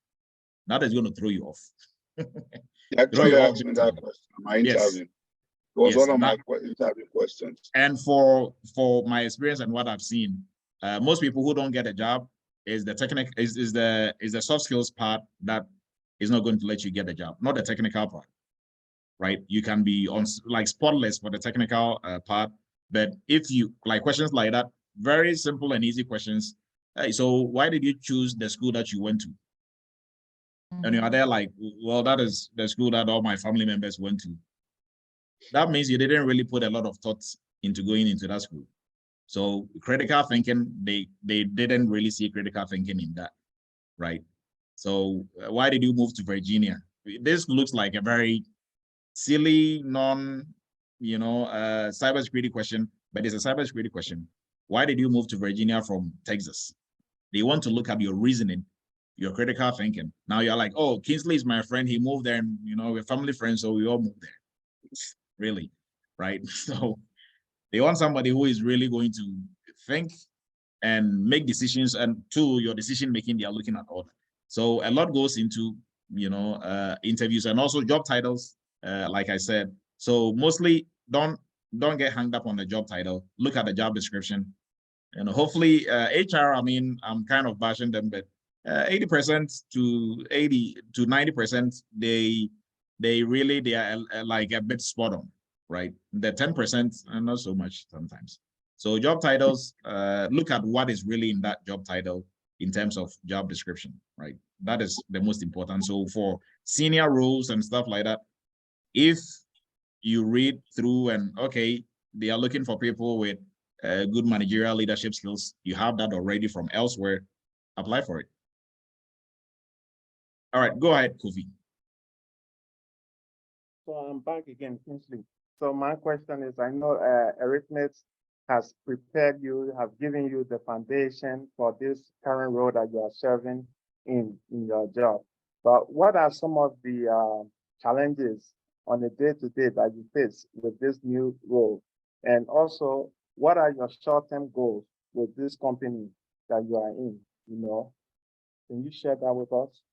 Yeah, day-to-day challenges, it's being able to gather your information. Some of them you have to really, really pay attention to details to be able to get information you want. They want to know if this app is hosted in the cloud, who's hosting it? Is it third party? Is it the company? Things like how many record counts does this app have? How many people get access into this app? Is it externally facing or internally facing? If you don't pay attention to details, you might not be able to get all of those information. So that's been one of the big challenges. So I have to really, really sit down, pull back, and read through everything to make sure that I'm able to get details of what I want before I go into production. Because it's almost like zero tolerance for errors in production. Mm-hmm. On the training side, you can make all your errors, but once you go into production, they expect perfection. They expect you to get all your acts together before you go in there. So it's one of the things I really had to go back to, paying attention to detail extremely to be able to make sure I get information before I go into production. Okay. And then your goals, short-term goals? Or short-term goals is to, just learn as much as I can. Just in case, maybe after the end of 1 year contract, I'm not with them. I have that knowledge to take elsewhere to get what I want. But long-term goal is to stay with the company because a good company, they have good benefits and it's a good working environment where you're not working under tension, you're not stressed out. You just do your job. As long as you're delivering what is handed to you, they're not worried about you. So long-term goal is to stay with them. Short-term goal, learn as much as I can within the period that I have with them. Do you have time for my last question? I lied. I thought I had to, but something came to mind as you were explaining your job role. So the last one is who validates your work, or who validates work on your team, cybersecurity work in your team? Who validates that? Who QA your job to make sure that it is good to go for production? So after you put everything in, you send it. So my job at that point is an assessor. When I'm done, I send it to my lead assessor, who has to review it and ensure that everything is in order before he accepts it to close it out, either as low or moderate and escalate. Okay, thank you. All right, thank you, Kofi. So my question to Kingsley is probably we didn't ask this. Are you working remotely or you are on site? Right, I'm doing hybrid. And what do you mean by hybrid? I work 2 days in the office and 3 days from home. But the truth is that even being in the office, it's almost like working remotely because there's nobody. It's just an open cubicle. You log in anywhere you like, do your thing and get out. Half of the time, my manager is not even there. But because I chose hybrid, I want to be there, you know, be on ground and see what is going on. Okay. And like Sheila, I think probably asked this already, and we kind of have like a fair idea. You are making 6 figures. In your previous job, if you had to make 6 figures, how much overtime or how much work did you have to put in? And how much work are you doing like now in terms of hours? Even with overtime, I was doing overtime every week at my other job. I still wasn't making what I'm making right now. I was putting in at least 15 to 20 hours of overtime every week. So, and here I am. My productive day is like 4 or 5 hours at the most at this current job. So I don't even have to do overtime. I have 8 hours of work, but productive hours, maybe like 4. The other time I just use this study, look at things and, you know, just get better at what I'm doing. All right, Amazing. great. A few more questions in the chat. Okay, go ahead, Sheila. So I think Kingsley already said this. Kwame, he elaborate more on how Eretmis training has helped him at his current job, right? He said everything he does is basically what he learned from here. Jamel said he sent you a private email, a private message if you've seen it. And then Christine wants to know that with the materials that you used or studied at Eretmis, is there anywhere else you got materials from to study in your preparation towards your current job? And if you would like to share. Yeah, like I said, I watched YouTube videos every morning. And what I was basically looking at was interviews. I was looking at interviews and, you know, brushing up. And then I do a lot of studies on LinkedIn. Every spare time I have, I'm doing one course or the other on LinkedIn, all on cybersecurity.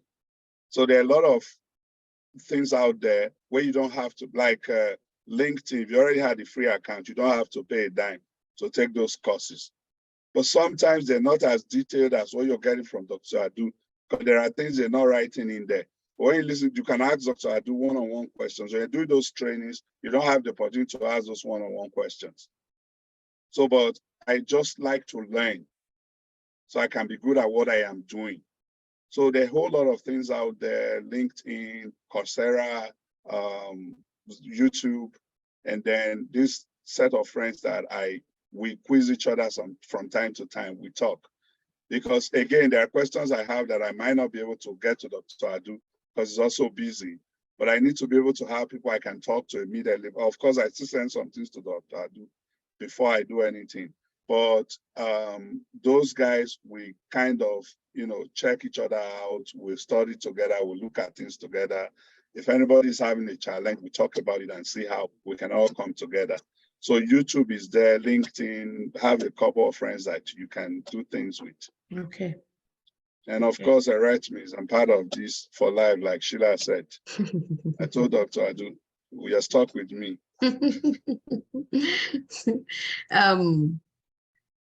A question from Lawrence. Lawrence wants to know, during the interview, did they ask you of your knowledge of the company that you were applying to? That question usually comes up. What do you know about the company that you are applying for? Of course, before I went here, I knew from the job description that they are moving to open pages. I read about them, but they didn't ask me. But I knew what they were into. I know what they were doing. Okay. Finsek, if I said your name wrong. Okay, go please. Sorry, guys.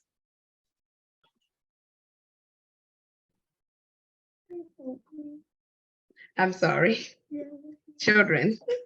So Wadi Finsek is asking if you he said, did you land on your job? No, before you landed your job, did you put any cyber?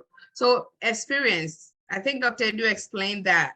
So he wants to know what experience you put on your resume before you landed this job. But I believe Dr. Edu talked extensively about that. Yeah, and when you're done with your training, Dr. Adu will look at your resume and see what you're bringing to the table and see how it's blended into the job you're applying for. I think he mentioned that earlier on. Yeah, yeah. Do you work with, oh, okay. Jermaine is asking if you work for or work with a government agency. No, it's a private agency. I work for West Fargo. Oh, yes. Yes, of course. Jude said he wants to be more than you when I grow up. That's good. Imposter syndrome is. Okay, I think that's it. I don't think Toad is a question. So I think that's all that I that's Yeah, it. somebody was asking about imposter syndrome. Yeah. How do you mean? Okay, I don't so think that. I think I'll just jump in there with the imposter syndrome. So imposter syndrome, meaning like you feel like I really don't belong here, right? I just switched into cybersecurity and I'm at this part, you know, do I really deserve to be here? You know, am I up to the task? How do you overcome that? Oh, that's what it means. So like I said, I felt that in the beginning, which was why I had to do the data analytics class, because that's what a lot of friends around me were doing. And all of them were getting into it and it became a thing. I did the 6 months training, but I didn't feel fit. And then I did Salesforce administration boot camp. Again, it didn't feel like this is me. So again, you have to look at your background, where you're coming from, what knowledge are you bringing to the table? And like I said, when I make a comparison with the job I was doing, working as a corrections officer and a supervisor, it kind of blends into cybersecurity. The only difference is that you're transferring from physical security to cybersecurity. The concept is the same. So whatever job you're at right now, try to make a comparative analysis of that job with cybersecurity and see similarities in the two jobs and see how you can blend that together. And I think Dr. Edu has always said this, and before I started my job, there was one lady too that we interviewed before I started, and she always said it, that don't sell yourself short. When you think you don't know much, you realize that you actually do know a lot, and so we shouldn't sell ourselves short. So I think all right, Kingsley. So yes, I think there is one question in here, and then we'll go to Abu real quick. So we looked at, okay, imposter syndrome, and then what else? So I think there was a question here about during your job search experience, what do you think about the who you know whom you know factor. Did you know anybody at where you landed your job? No idea.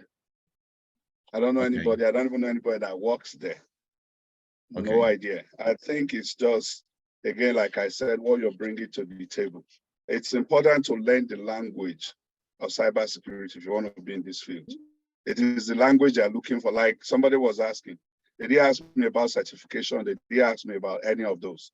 They just keep bringing the questions and I'm answering the questions. And there was actually a question I answered and the guy said, you just answered my next two questions. So I'm going to skip to the third one. So do you speak the language? Do you understand what they're asking you? Do you feel like you know what you're doing?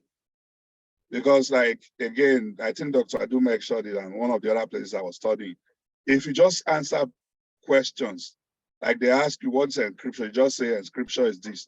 They know that. They want to know whether you understand the depth of encryption. How are you able to explain? What type of encryption do you know? How do you know? What more do you know about? They want to hear that explanation. And the moment they see that you're able to explain, they're like, okay, what's talking about? But if you're just answering, have you ever had a situation where, somebody was not performing on the team? How did you handle it? Oh yeah, there was a time like that and we just fired the person. They want to know how you're able to explain. Because they're looking at your critical thinking skills. It's not just about what you're bringing. They want to see, are you able to think outside of the box? So there are a whole lot of questions that, like Dr. Adu said, they ask you, why did you choose to come to Arizona?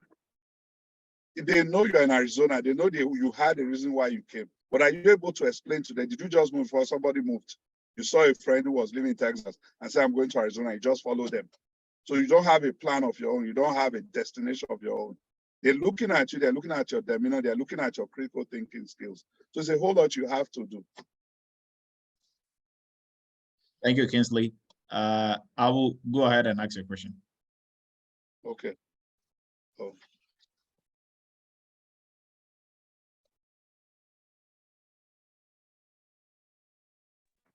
You are muted. Yes, Okay. yes, hello. Yeah, can you hear Yes, me now? go ahead. Go ahead. Yes. Yes, so, good evening, my brother. First of all, thank you so much, Brother Kingsley, for sharing your journey with us. I'll just show myself, but I'm sitting in a car too. I don't want you to dismiss me. I'm sitting in the car, so. But thank you so much. I think it was very informative, and I think if anything, one thing that's I think that came up a lot was that there's a lot of support from the school, but also there's a lot of like effort and attitude and discipline and passion is something that everybody has to bring in and put it in to be able to achieve the goal. And to say that, to hear that, okay, I went to 20 interviews and I keep going.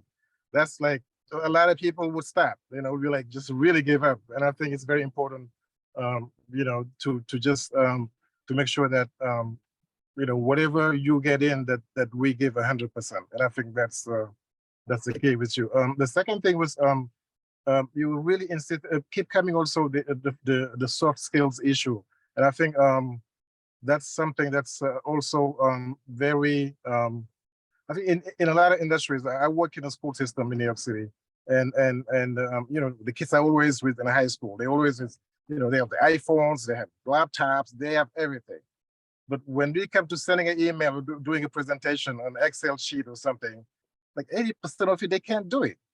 So, and those are things that you really need these days. I mean, all of us, if you want to work in any field, and I think being part of, if you do cybersecurity, somehow you're part of a chain, being able to communicate, you need skills like, Microsoft Office, and whether it's, PowerPoint, Excel, or stuff like that. So those are skills that, we should learn before you even get into any kind of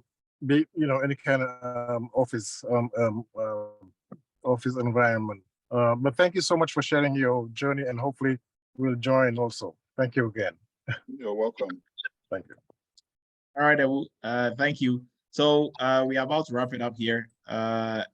I know Kingsley gave his last words already, but reason behind what we do here is to let you know that if you are going through the journey, maybe probably if you just listen to Sheila's story, you might, and Sheila did one interview and she got a job, right? So that is Sheila's story.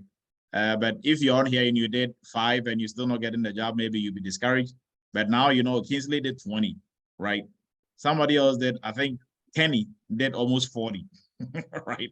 So now, okay, so if I just did 5 and I didn't get it, I have to still, I have to still keep going, right? So here we keep it real. We're not going to tell you it's easy by any means. Oh, I mean, just do the course within 3 months, you are ready and you'll be already working as security. It's not easy. It took Kingsley almost a year to land a job. It took Michael 5 months, almost 6 months, completing the course and getting a job. He got a job within like a month, right? So it varies. On average, it takes 2 to 4 months to get a job after you finish with the course, right? But it takes some people a year. It takes some people, like I know someone, it took her, one of the smartest people in terms of like technical skills, when she went through the program, it took her almost 1.5 years to land a job. So we keep it real. We're not gonna sugarcoat it and let you know it's gonna happen within a month. But one, like the one thing that cuts across everybody, the people who are getting it one interview, 1-for-1, or people who didn't even do an interview and still got a job, people who took almost a year. One thing that really runs through all that story is resilience, right? And perseverance. You don't have to quit. I mean, you don't have to quit. If you quit, then you're not going to get to your destination, right? If you have to move from, like you are traveling from New York to California and you stop halfway, you're never going to get to California, right? It's not going to be an easy route. You might be robbed on the way. You might run out of fuel. But if you keep going and you just look at the goal, eventually you are going to get there, right? So all you have to do is get better and better from interview to interview to interview. You don't have to be doing the same thing for 10 interviews and then go about crying that, hey, I'm still not getting anything out of this. Interviews, they should be your full-time job until you actually get the cybersecurity full-time job, right? So the job placement process, this is how I look at it. It should be your full-time job together with your full-time job that you're doing. So now you're going to have 2 full-time jobs. The job placement assistants applying for a job, that process should be your full-time job. You treat it as if you are getting paid for it. Because when you do land a job, I'm telling you, it is going to be more than, you are going to be more than paid for that 2 months or whatnot that you were, pushing yourself and applying for jobs like crazy and doing all these crazy interviews. So if you want, for every interview, just write the time. Maybe this was 30 minutes, this was 40 minutes. Then when you do land a job and you are getting paid like Kingsley, you pay yourself back for all those hours, right? But if you don't treat it like that and you're applying for maybe 2 jobs every other week, maybe if you are lucky and you are like, you have Sheila's luck 1-for-1, yeah, then obviously you have that luxury to do that, right? But if you are like, somebody who has to apply for 15 or 20, to not 15 or 20 jobs, but to do 15 or 20 interviews to get a job, then obviously, it's going to take you a bit longer than the average 2 to 4 months, right? So we do this to encourage everybody and to make you know that it is possible, it is doable. It's not easy, but it's doable, right? And at Eretmis, we are here to support. We have a very supportive group. We are always here to support when you reach out. So everybody reach out to Kingsley. You can find him on LinkedIn.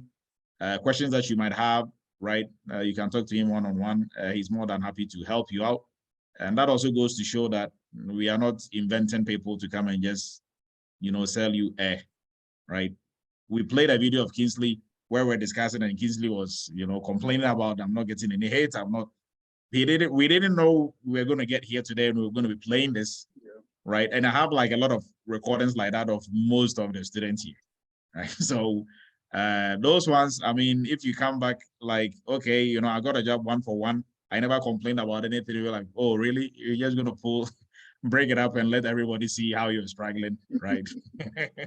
So I appreciate everybody's time. I think we have Ike and Abu. I don't know if it's from the last time your hands was raised, but go ahead, Ike. and then we'll wrap it up. Thank you so much, Dr. Du. Good evening, everyone. This is Ike. I'm so excited and so happy when I got the link from correctional officer to six-figure. It's a good news, and it's been a very good, successful story with Eretmis Academy, and I can't wait to share mine. It's been a very success. Like when I realize that I'm in the group and in this very platform, it gives me this confidence and this joy, because it's just like success story all through, and you've seen it. It's real, like Dr. Du said. He keep it real every time. So I have a question for Casey, just very brief question. What was the challenges you faced during your interviews? Like what like you did a lot of interviews. What can you share that, okay, this was your challenge, this is how you go back to get it right, and the next interview was like this is what you learned from it, and you know, like 1 or 2 examples so we can be able to get that from you. Thank you so much. Yeah, so what I said from the beginning was there were interviews I went to, and I knew walking out of that interview that I didn't have it. I was not going to get the job because I struggled. I knew my answers. I knew how I responded to the questions. But like I said, from every interview, I took out something that I had to go work on. Like the questions I knew I struggled with. There are basic things that anytime, any day, if you wake me up, you ask me, what's your concept of the CIA? I don't need to think about it because I understand it. But when it comes to deep questions like networking, it comes to encryption, comes to all of risk management, there were things I was struggling with. So after every interview, I took those questions, went back and studied them, so that the next time I come to your interview, I'm not only just going to define encryption, I'm going to tell you the different types of encryption and how they're done. So, because if every other person came and all of us answered the same thing and say, we just define encryption, there was going to stand me out. So my learning point was, what can I take out of this interview that will stand me out at the next interview? Because you don't know what the other people are bringing to the table. You don't know what knowledge they have. You don't know how technical they are. You don't know how advanced they are. So what is going to stand me out? And at some point, I took every interview, last opportunity to get a job. That's also very key. Don't take one interview as, it's just an interview, it doesn't matter. I took every interview as, this is my last interview. And so once you have that mindset, you'll be more prepared to say, I don't want to walk out of this interview without getting this job. So I prepare for every interview as if it was my last one. Thank you so much. You're welcome. All right. So, Doc, thank you. Just before we round off, sorry, but I ahead. just wanted to put it out there. For those who are doubting, Dr. Adu is not paying any of us to come and do this. This is something we committed to on our own. So we're not here to sell you anything. So you think, oh, Dr. Adu paid them, that's why they're coming here to run their mouth. No, it's not. We're here on our own because we believe in what Eretmis is doing. And again, it's your choice to decide whether this is right for you or not. Oh, and Matthew, I think is asking, was your interviews remote or were they in person? So it was remote. They actually asked me to turn off my video. Okay. Okay. All right. Yes. So I appreciate everybody's time. Thank you, Sheila, for always being a good and awesome co-pilot. Kingsley, we can't thank you enough for the insight that you've shared. And from what Ike was saying, he can't wait one day to share his experience. That was the exact words Kingsley said. If I played the video that we had all the way to the end, like, oh, yeah. Right? so and he's here today, right? And it didn't come easy. A lot of hard work. Some people might have abandoned the course halfway. Unfortunately, some students do. Sometimes you have to chase some students around and ask them, hey, so what's going on? It's been like 6 months. We've not even heard you come back and say, I'm going for an interview. So what's going on, right? So we literally have to chase them around and ask them, are you, so if you are not getting any hits, like, what are you doing? Just like what we were doing with Kingsley, right? So just to see, because at the end of the day, it's not about your money. We are in business, but you are paying money to get something out of it. We have to make sure you actually follow through and see, right? Our pride and what we get out of this really is not the money, but stories like Kingsley's, stories like Sheila's, stories like Sheila's husbands, right? So, and these folks, they are making 6 figures. They don't come back to give us anything again.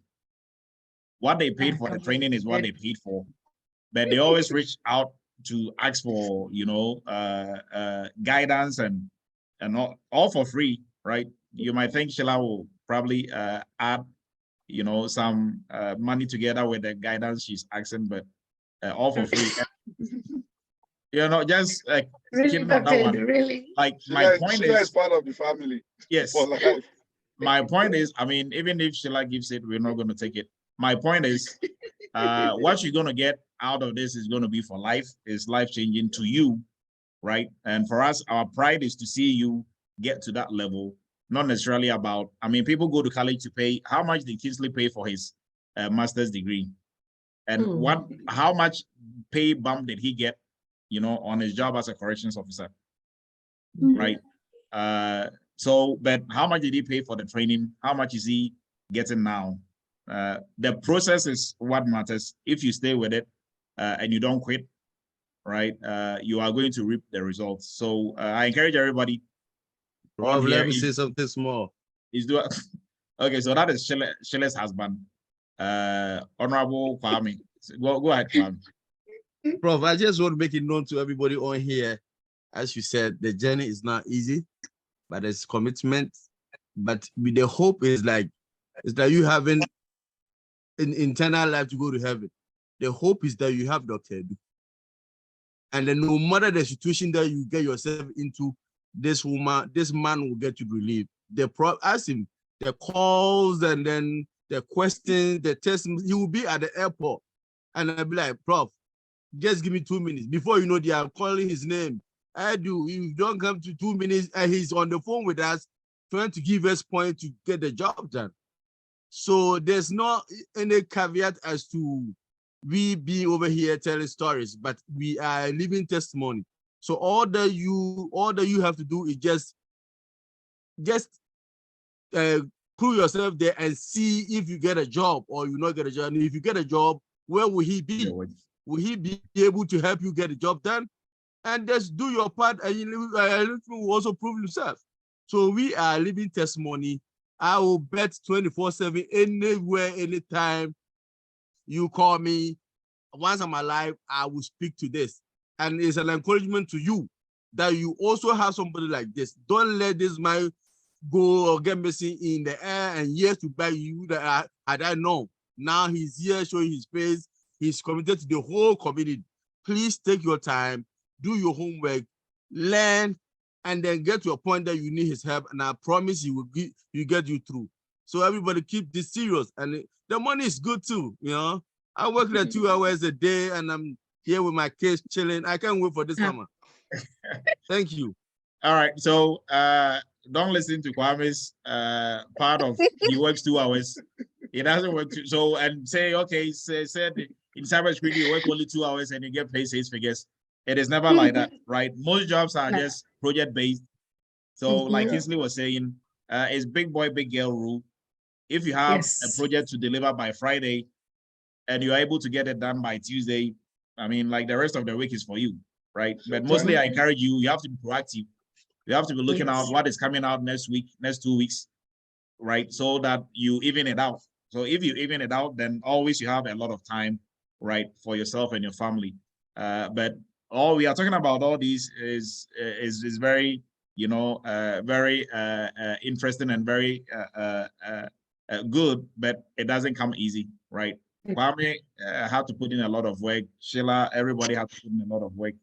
Kwame, sometimes we had to chase him around with a cane, right, before he was able to get to where he got to. So, but we are here to help. So our goal is to really make sure, frankly, that you succeed. So I appreciate everybody's time. If you are new to the family, this is Eretmis Academy. We do this cyber chat every Friday night. And like you can see, you know, we are family, we have good time, but our main focus is to really develop ourselves and become the best cybersecurity professionals that we can ever become on this planet, right? And also to help save our companies and our families and ourselves from cyber attacks, right? So we are wrapping up for tonight. I appreciate you, Sheila. Kingsley, thank you for your insights and everything that you shared.